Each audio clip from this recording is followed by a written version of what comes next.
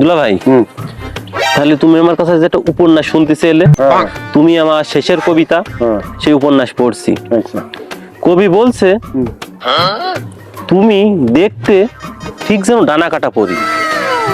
ঠিক আছে, কবি বলছে তুমি যেন ভোরের শিশির বিন্দু। এই বাবু থাম থাম থাম। চাচা, আমি উপন্যাস পড়ে শোনাচ্ছিলাম। উপরে মানে ডানা কাটা পরি, মানে ডানা কাটাবার পরি হয়? ডানা কাটা পরি যে খুবই সুন্দর তাকে বোঝায় ডানা কাটা পরি। ডানা কাটা পরি মানে খুব সুন্দর? অবশ্যই খুব সুন্দর। এ বগুলাই, তোর কোটটা খোলতো। খুলছি, দেখি।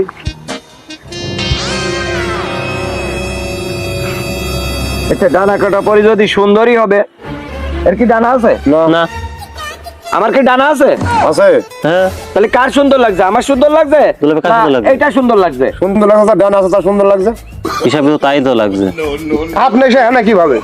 আর ওনার মধ্যে ডানা কাটা পড়ি, তোমার তো দুটো হাতই নেই, তুমি পড়ি হয় কিভাবে? উপন্যাস বাতিল। এই যা লিখক যা লিখেছে সম্পূর্ণ মিথ্যা।